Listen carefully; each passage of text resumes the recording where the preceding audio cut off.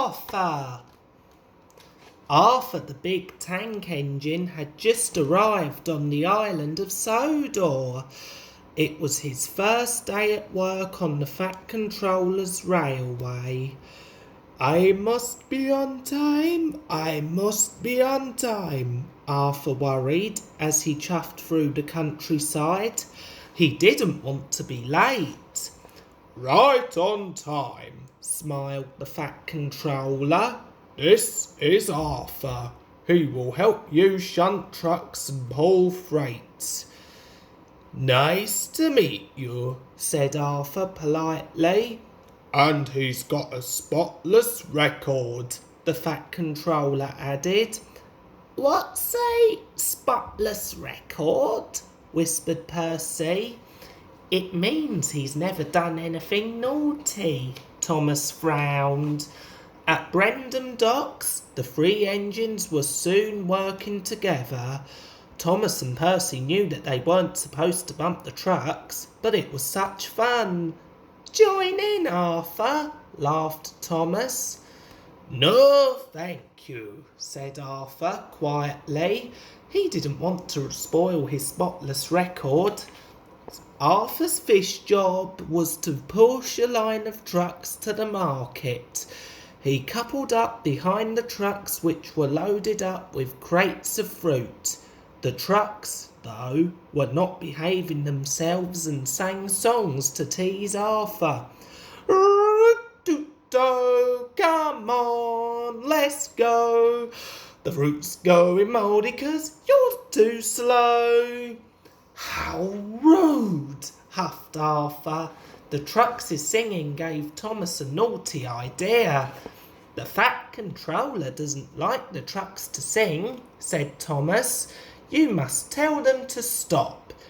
Thank you, Thomas, said Arthur. I will. Arthur puffed steadily out of the docks. The trucks will cause trouble for Arthur if they're not allowed to sing, laughed Thomas. Arthur was chuffing cheerfully through the countryside when the trucks began to sing again. Chug, chug, chuff, you tug and puff, but you're too slow, you've got no puff. No singing, said Arthur firmly. It may be my first day, but I won't fall for your tricks. The troublesome trucks were cross. If Arthur won't let us sing, one truck whispered. We'll teach him a lesson, chimed the others.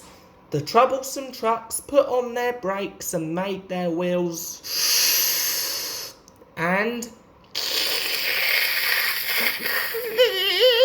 along the tracks. Arthur struggled over bridges and huffed and puffed through tunnels. When poor Arthur puffed to the top of Gordon's Hill, the trucks whooshed down the other side, laughing all the way. Suddenly, Arthur's driver spotted a red signal at the bottom of the hill. He put on the brakes, but Arthur couldn't stop in time. Fruits of all shapes and sizes flew on the troublesome trucks, flew into the air and landed all over Arthur. Arthur was terribly sad. It was his first day on the Fat Controller's railway and his spotless record was ruined. Soon the Fat Controller arrived. What has happened here? He said crossly.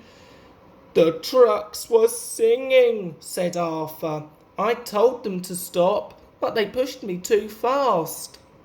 Please, sir, it's my fault, said Thomas sadly. He told the Fat Controller what he had done. Your record is still spotless, Arthur, the Fat Controller said. Thomas, clear up this mess at once. Soon Harvey arrived with the breakdown crane and lifted Arthur back onto the rails. Thomas stayed behind to help the workmen clear the track. It took a very long time to clear up the sticky mess. By the time Thomas puffed slowly home, it was dark. When Thomas arrived back at Tidmouth Sheds, Arthur's crew had cleaned the squashed fruit from his funnel. Arthur looked spotless and sparkled from buffer to dome. "I'm sorry I played a trick on you," said Thomas. "That's all right," said Arthur. "Thank you for telling the truth."